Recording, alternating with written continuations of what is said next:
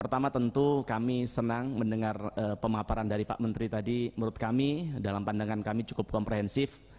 Kegalauan kami selama berbulan-bulan ini Pak Menteri, jujur selama pemilu memang banyak ketemu rakyat sehingga kita semakin dekat terhadap apa yang dirasakan oleh rakyat selama ini. Tapi ternyata penjelasan Pak Menteri tadi cukup buat kami cukup melegakan, dan juga ternyata kita lihat kalau kan kadang medsos itu tidak mencerminkan apa yang dilakukan Pak Menteri, tapi ternyata dari yang dipaparkan tadi Pak Menteri sudah mengupayakan banyak hal yang menurut kami perlu apresiasi itu, karena sekali lagi bahwa kami di Komisi 6 ini juga belum tentu bisa seperti Pak Menteri, kan begitu ya. Kemudian Pak Menteri, yang kedua, tentu kami sedih, kami kecewa, kami malu kepada rakyat Pak Menteri kalau lihat di pasar-pasar begitu, bahkan di kampung-kampung, bahkan bukan hanya kelas rakyat, kelas orang kelas menengah saja sekarang mengeluh dengan tingginya harga beras begitu. Jadi kalau kita bilang bahwa swasembada yang didengungkan atau dikampanyekan oleh Pak Jokowi sejak periode pertama sampai hari ini tidak hanya tidak tercapai, tapi justru hari ini ini menjadi rekor terbesar harga beras tertinggi sepanjang sejarah. Kalau kita lihat, bahkan kita lihat dari berbagai presiden yang ada sampai hari ini adalah rekor harga beras tertinggi 35% dari harga HET yang ditetapkan. Ini sungguh sangat menyedihkan. Kami sepakat atas yang disampaikan kawan kami tadi, Mbak Evita, Pak Risturino, bahwa ini perlu segera diatasin, dicarikan solusi agar penderitaan yang dialami rakyat kami ini bisa segera teratasi dengan baik Pak Menteri. Yang kedua, salah satu yang kami cermati di lapangan adalah kenapa harga beras meningkat ini, karena secara psikologis mereka ini panik buying. Kenapa panik buying? Karena mereka merasa bahwa sekarang ada kelangkaan beras. Padahal nyatanya seperti dipaparkan oleh Pak Menteri tadi, oleh kawan-kawan dari ID Food dan juga Bulog, ternyata beras sebenarnya banyak, apalagi di Bulog begitu. Nah, sedangkan kalau kita lihat hari ini Pak Menteri, di retail modern itu beras tidak ada Pak Menteri.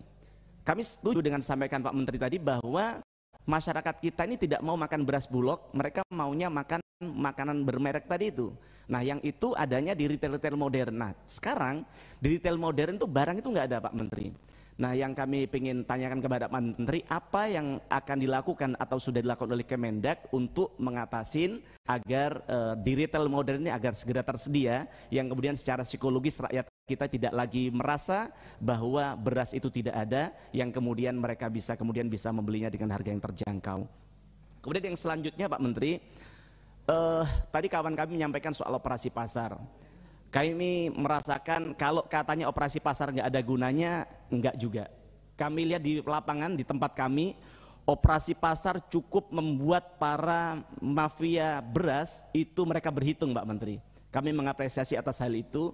Cuman memang ada yang perlu sedikit diperbaikin, yaitu soal ternyata di proses antrian operasi pasar tadi banyak sekali orang bayarannya dari pedagang beras Pak Menteri. Nah, ini yang kemudian perlu ada improvement, ada inovasi dari Kementerian Perdagangan agar ke depan operasi pasar ini bisa lebih tepat sasaran Pak Menteri.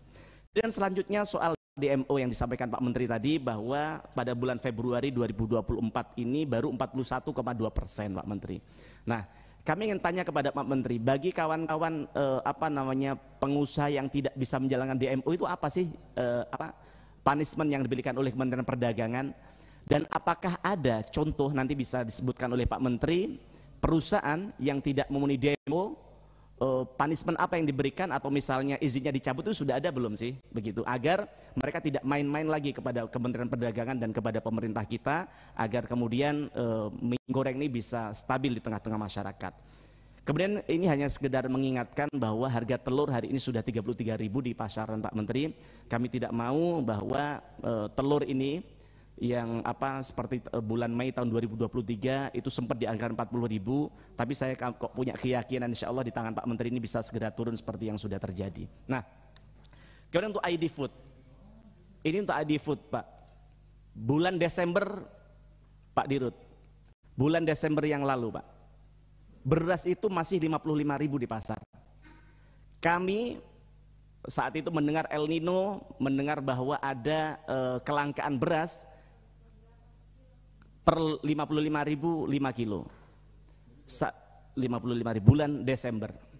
Sehingga kami saat itu ada kegalauan di diri kami tidak bisa memberikan sesuatu kepada rakyat, maka kami, banyak kawan-kawan kami di Komisi 6 melakukan bansos, pakai duitnya sendiri tentunya, membelinya di RNI, karena kami merasa bisa dapat lebih cepat dan berasnya kualitasnya bisa lebih bagus.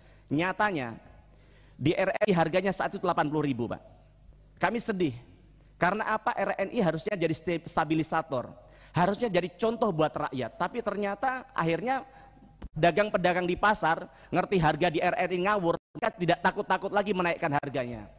Dan Bapak tahu hari ini Pak, kami kemarin ini serius Pak ini Pak, Bapak harus perhatikan hal ini.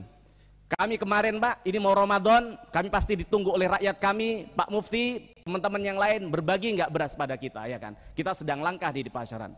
Saman tahu Pak, kita tanya ke RRI berapa harganya? 100.000 Pak, per 5 kilo. Bapak tahu di pasar berapa sekarang Pak? Di pedagang-pedagang pasar kami beras terbaik aja 70.000 Pak.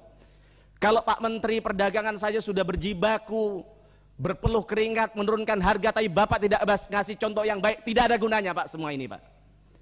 Kalau RNI hanya mencari keuntungan, tidak hadir untuk rakyat, bubarkan saja RNI Pak. Minyak goreng, Pak Mendak tadi sudah sampaikan harganya berapa, Bapak jual harga berapa Pak? 1 liter 25.000, gila Bapak ini Pak. Saya tidak tahu apa dasar Bapak menetapkan harga begini Pak. Perbaiki Pak. Kami ini beli kepada mitra kerja kami tujuannya apa? Pertama, karena beli kami banyak. Yang kedua, kami ingin memastikan bahwa kualitas beras dan minyak yang kami berikan kepada rakyat kami, kepada konstituen kami yang terbaik.